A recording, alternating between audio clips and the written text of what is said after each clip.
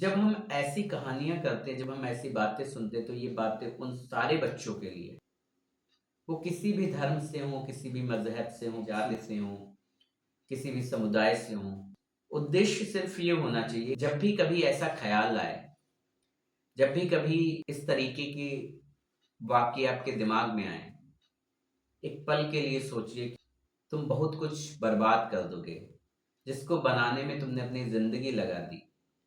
नमस्कार, मेरा नाम है आशीष जायसवाल। 10 नवंबर की वो शाम 6 बजकर लगभग 38 मिनट और एक चलती हुई कार में धमाका हुआ और उस कार में जो है जब धमाका हुआ तो उस धमाके की वजह से लगभग 12 लोगों की जान चली गई और 20 लोग घायल हो गए। उस कार में जो बारूद था उसके बारे में दिल्ली पुलिस, सुरक्षा एजेंसियां, एनआईए और फॉरेंसिक टीम ने जो शुरुआती जांच की, उसके हिसाब से जो ब्लास्ट हुआ वो उस ब्लास्ट में जो बम यूज किया गया वो प्री मैच्योर यानी फुली डेवलप्ड नहीं था। सवाल ये है फुली डेवलप्ड था या फुली डेवलप्ड नहीं था, लेकिन जिन 12 लोगों की जान चली गई, 20 लोग घायल हैं। अब इसमें फुली डेवलप्ड होना या फुली डेवलप्ड होना ना, इससे मतलब नहीं है। सवाल क्या इस बात पर नहीं होना चाहिए कि ये हमारी देश की सुरक्षा में एक बड़ी चूक थी। अगर वो अपने मकसद में कामयाब हो जाते तो क्या होता? पल्ला झाड़ लेना किसी चीज से कि ऐसा होने वाला था, ऐसा नहीं हुआ, ऐसे ऐसे तर्क दिए जा रहे हैं कि अब अगर आप सुनेंगे तो हंसी आएगी। बेबुनियाद बातें की जा रही हैं, ऐसी बातें की जा रही हैं, वो मैं भी आपको इसी स्टोरी में बताऊंगा, जो कि जब आप सुनेंगे तो आपको ये नहीं लगेगा कि क्या एक इंसान इस तरीके की बातें कर सकता है। जम्मू कश्मीर पुलिस जब जांच कर रही थी तो वो ट्वीट करती है। सवाल ये उठाए जा रहे हैं कि उन ट्वीट की वजह से जो है, जो आतंकवादी थे वो पैनिक हो गए और पैनिक होकर हड़बड़ाहट में उन लोगों ने हमला कर दिया। कैसी बातें की जा रही हैं। अब जब हमने बताया प्री मैच्योर बम, तो इसका मतलब आधा अधूरा वो बना था और पूरी तरह से तैयार नहीं था। अब ये रिपोर्ट मामूली रिपोर्ट नहीं है कि प्री मैच्योर बम जो है, आधे अधूरे बम के साथ कोई आतंकवादी, कोई टेररिस्ट ग्रुप धमाका क्यों करेगा। अब आधे अधूरे बम के साथ धमाका करे या पूरे बम के साथ धमाका करे, जो उन्होंने किया है, जो 12 जानने गई हैं, जो 20 लोग घायल हुए हैं, जो देश की राजधानी में इतनी बड़ी चूक हुई है, उसकी जिम्मेदारी कौन लेगा? सवाल सबसे बड़ा ये है। जब भी कोई हमला होता है, कुछ भी होता है, जिम्मेदार कौन होगा? सबसे बड़ी तो बात यही आती है कि उसकी जिम्मेदारी किसकी होगी। इसके बाद दूसरा सवाल यह है कि एक इस देश में एक कार चल रही थी, देश की राजधानी में एक कार घूम रही थी और ये कहा जा रहा है ये हमला जो है वो पहली बार हुआ हो या आखिरी बार हुआ हो, हमला हमला था। और जब ये कार घूम रही थी, इतनी नाकेबंदी होती, इतना सब कुछ होता, लेकिन उसके बाद भी जो है किसी सुरक्षा एजेंसी के पास इस बात का इनपुट क्यों नहीं था कि राजधानी खतरे में है।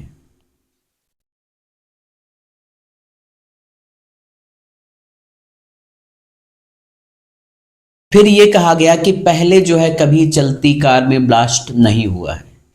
पुलवामा की बात अलग है। अटैक अटैक होता है, वो चाहे आम जनता पर किया जाए, आर्मी पर किया जाए, अमीर पर किया जाए, गरीब पर किया जाए, किसी नेता पर किया जाए या साधारण पर किया जाए, जान की कीमत बराबर होती। वो अलग बात है कि कई बार हम लोग डिस्क्रिमिनेशन कर देते हैं। इसके बाद जो है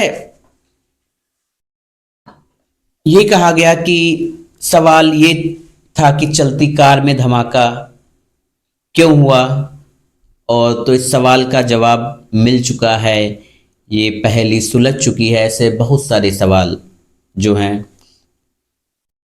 मीडिया के द्वारा और भी जो है लोगों के द्वारा खड़े किए गए। अब वो जो एक कहानी बनाई गई, जो एक कहानी क्रिएट की गई, जबकि इस बात इस पर की जानी चाहिए कि किसकी जिम्मेदारी होगी, ये चूक हो कैसे गई। दिल्ली जैसी राजधानी में इस देश का प्रधानमंत्री है, इस देश के जो बड़े बड़े लोग हैं वो रहते हैं, और अगर राजधानी सुरक्षित नहीं होगी तो बाकी जगहों को सुरक्षित कैसे माना जाएगा। डॉक्टर उमर मोहम्मद नवी, कश्मीर के पुलवामा का रहने वाला ये शख्स जो है i20 कार को चला रहा था, जिस कार में बारूद थी। अब आधे अधूरे बम के साथ उसने हमला क्यों किया, इसके लिए 2 ट्वीट समझना जरूरी है।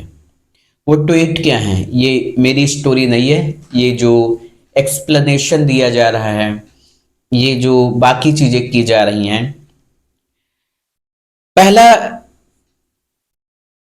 ट्वीट जो है वो 10 नवंबर को, यानी जिस दिन दिल्ली में धमाका हुआ उसी दिन सोमवार को दोपहर 1:40 पर जम्मू कश्मीर के ऑफिशियल ट्विटर हैंडल से एक ट्वीट किया जाता है, और इस ट्वीट में एक प्रेस रिलीज को अटैच किया गया था। वो प्रेस रिलीज क्या थी मैं आपको बता दूं। इस ट्वीट में कहा गया था कि जम्मू कश्मीर ने एक इंटर स्टेट और ट्रांस इंटरनेशनल टेरर मॉड्यूल का पर्दाफाश किया है, जिसके तार जो है जैश ए मोहम्मद अंसार गजवतुल हिल से जुड़े हुए हैं। ये जो जैश ए मोहम्मद अंसार गजवतुल हिल है, ये एक संगठन है, और ये कहा गया कि इसने जो है इंडिया में एक मॉड्यूल बनाया है, टेरर मॉड्यूल बनाया है, हमला करने वाले हैं। और इसी ऑपरेशन के दौरान कुछ लोगों को गिरफ्तार किया गया है। इस पोस्ट में यह भी कहा गया था कि 19 नवंबर को जैसे मोहम्मद के बहुत सारे पोस्टर्स जो हैं वो अलग अलग जगहों पर, अलग अलग लोकेशन में, बनपुरा, नौगांव में जो है शेतगढ़ में मिले थे, जिसमें जो है धमकी दी गई थी पुलिस और सिक्योरिटी फोर्सेस पर हमला किया जाएगा। इसी पोस्टर के बाद जो है एफआईआर दर्ज की गई और जांच शुरू की।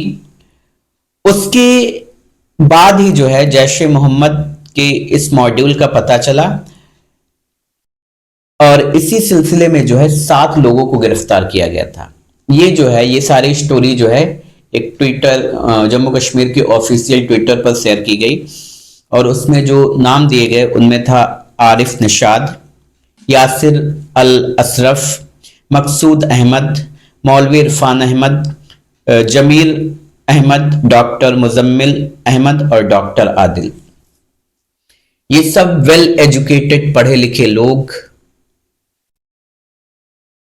लेकिन फिर मैं कह दूं आतंकवाद का कोई इतना बड़ा आका नहीं है जो तुम्हें देश से बड़ा बना दे। अगर तुमने इस देश को अपने जीवन का कुछ हिस्सा भी दिया होता तो इस देश के लोग ऐसे हैं कि वो तुम्हें पलकों पर बिठा के रखते। सवाल ये है कि जिस देश में जो है लोगों को एजुकेशन नसीब नहीं होती, तुम्हें एमबीबीएस एमडी जैसी डिग्रियां हासिल हुई, चाहते तो अरबों कमा सकते थे, नॉर्मली ऐसे ही कमा लेते। अगर अच्छे डॉक्टर होते तो तुम्हें मिलने के लिए लोग बेताब रहते, तुमसे अपॉइंटमेंट लेने पड़ते। लेकिन तुमने इतनी तालीम लेने के बाद भी जो है रास्ता गलत चुन लिया। फिर जो है इसके बाद जो है कुछ और लोगों के बारे में जानकारी मिली, उन्हें जल्द हम गिरफ्तार कर लेंगे। ये जो है जम्मू कश्मीर पुलिस जो है वो अपने ट्विटर हैंडल पर शेयर करते हैं कि इतने लोगों को हमने गिरफ्तार किया है, और कुछ लोगों के बारे में और जानकारी है जिन्हें हम जल्द ही गिरफ्तार कर लेंगे। फिर इसी रिलीज में ये भी था कि छापा मारा गया है और बहुत सारे हथियार भी मिले हैं और कुछ ज्वलनशील पदार्थ भी मिले हैं। 1:40 पर जम्मू कश्मीर पुलिस ने ट्वीट किया। अब जम्मू कश्मीर से बाहर दिल्ली की तरफ आते हैं। उसी दिन 10 नवंबर को 9 नवंबर को पहले फरीदाबाद में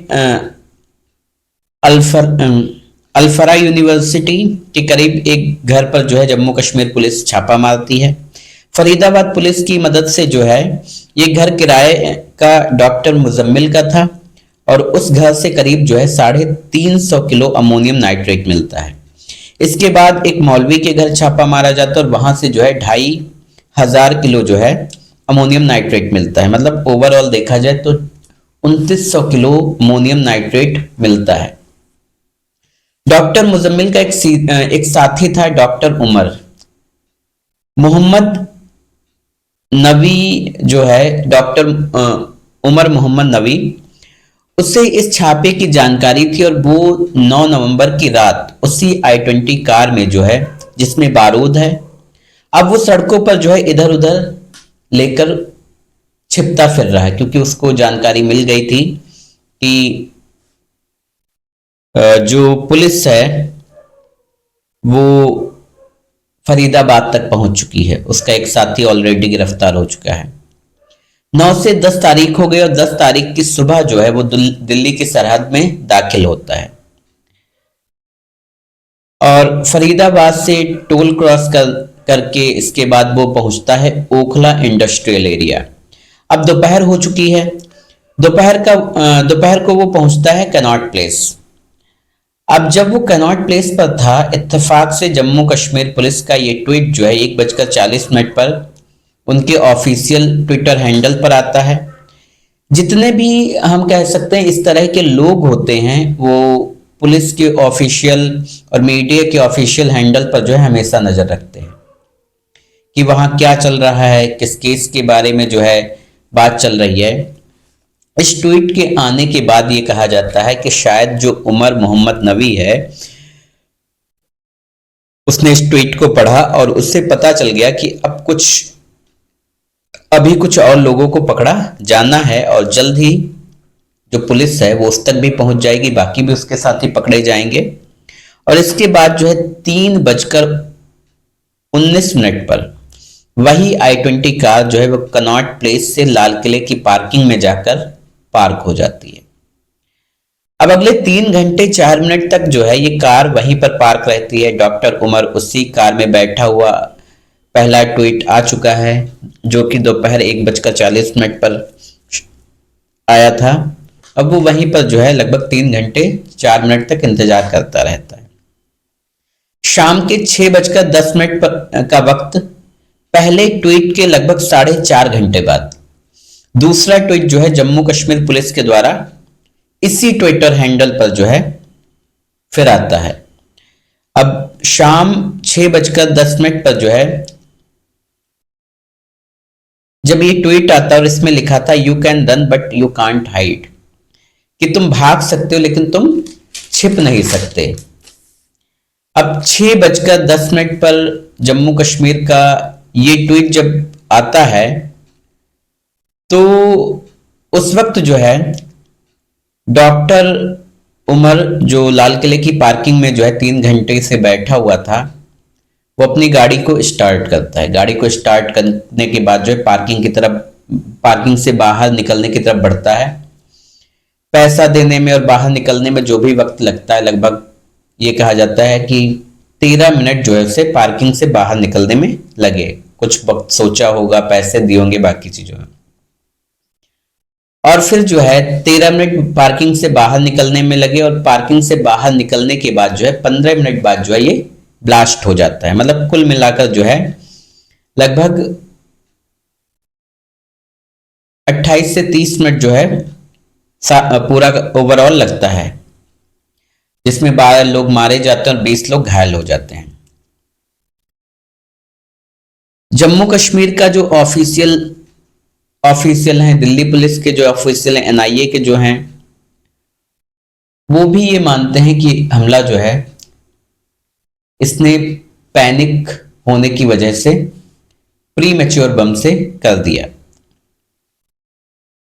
ये भी कहते हैं कि हमला जो है वो अचानक किया गया, घबराहट में हुआ। इसके पीछे कारण ये था क्योंकि 9 नवंबर को जो दबिश हो चुकी थी, पहले फरीदाबाद में डॉक्टर मुजम्मिल गिरफ्तार हो चुका था, डॉक्टर आदिल सहारनपुर से गिरफ्तार हो चुका था, डॉक्टर शाहीन भी गिरफ्तार हो चुकी थी, और इस मॉड्यूल का जो मेन बॉस था डॉक्टर उमर, ये मेन बॉस था, इस यही पूरा ऑपरेट कर रहा था।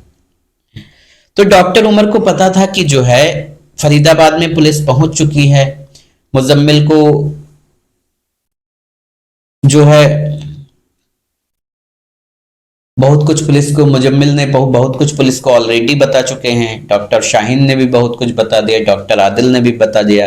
यानी पुलिस जो है उस तक कभी भी पहुंच सकती है। और ये ट्वीट जो है जब वो पढ़ता है कि you can run but you can't hide, मतलब तुम भाग तो सकते हो लेकिन छिप नहीं सकते, तो ये ट्वीट जो है वो उसे कहीं ना कहीं अब परेशान करने लगता है। अब सवाल यह है कि डॉक्टर उमर जो है वो इस मॉड्यूल का हेड कैसे था, और उमर है कौन? डॉक्टर उमर जो है वो पुलवामा का रहने वाला है, और पुलवामा में ही इसने जो है स्कूलिंग की पढ़ाई की है, मतलब जो शुरुआती पढ़ाई है उसने पुलवामा में की, बचपन से ही बहुत तेज। इसके बाद इसने श्रीनगर के जो है गवर्नमेंट मेडिकल कॉलेज जेएमसी में दाखिला लिया। कमाल की बात यह है कि ये जो उमर है, जब उस वक्त ये डॉक्टर नहीं था, 12वीं पास करने के बाद इसने नीट में जो है पूरे जम्मू कश्मीर में टॉप किया था, और पूरे जम्मू कश्मीर में टॉप करने के वजह से ही जो है इसको जेएमसी मतलब पास में ही जो है जो जम्मू कश्मीर का मेडिकल कॉलेज था, सरकारी कॉलेज था, वो मिल जाता है। तो सोचिए कि एक कितना ब्रिलियंट स्टूडेंट रहा अगर सही रास्ते पर चलता। रास्ता खैर सही था, डॉक्टर बन गया था, एमडी की थी, लेकिन ये जो पेशे को बदनाम किया है, डॉक्टर का काम ही नहीं होता है किसी की जान लेना। अब सोचकर डर लगता है कि अगर किसी का इलाज करता होगा, एक तो चलो पढ़ाता था मेडिकल कॉलेज में, लेकिन अगर किसी का इलाज करता होगा तो कितने डर की बात है। तो जब पूरे कश्मीर में टॉप करता है तो जो है इसको पास का ही जेएमसी मिल जाता है। जेएमसी में जो है एमबीबीएस की पढ़ाई करता है, और फिर वहीं से जो है ये एमडी करता है। एमडी की पढ़ाई करने के बाद जो है जेएमसी जो अनंतनाग है उसमें ये जाकर जो है नौकरी करता है। नौकरी करता रहता, 2024 में जो है वहां से ही नौकरी छोड़ देता है। नौकरी छोड़ने के बाद जो है ये पहुंच जाता है फरीदाबाद की Al Falah university school of medical science and research centre, जहां इसने जो है नौकरी की। अब वहां जो है ये नौकरी करने लगता है और नॉर्मल इसका सब कुछ चल रहा था। लेकिन 30 जनवरी को जब जम्मू कश्मीर में पुलिस ने डॉक्टर मुजम्मिल को जो है जम्मू कश्मीर में पोस्टर और बाकी चीज़ों के लिए जब गिरफ्तार किया, तो उमर को पता था कि जो मुजम्मिल के बाद जो है उसकी बारी है। तो वहां से जो है ये गायब हो जाता है। कहाँ गया किसी को कुछ नहीं पता था। 5 इसके पास मोबाइल फोन्स थे, पांचों के पांचों मोबाइल फोन जो हैं ये बंद कर देता है, और इसके घर पर भी बात नहीं होती है।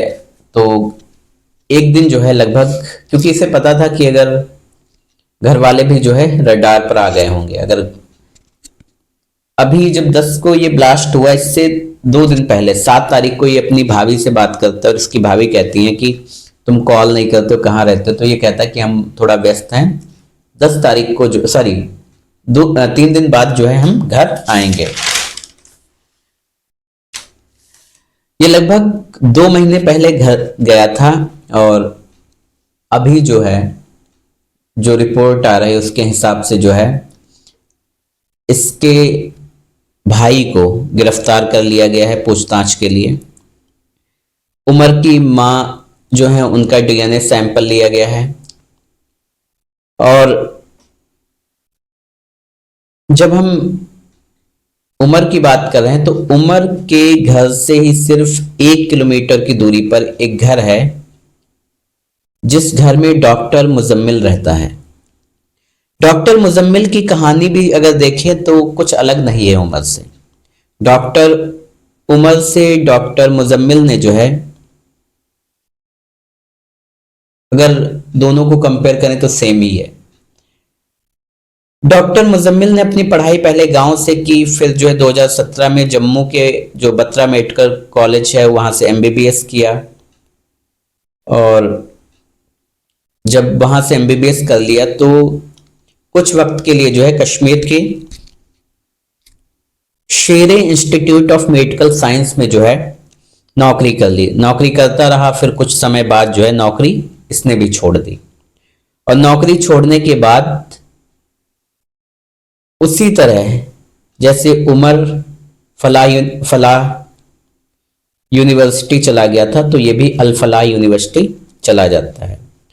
डॉक्टर मुजम्मिल जो है यही नौकरी करनी शुरू करता है मुजम्मिल।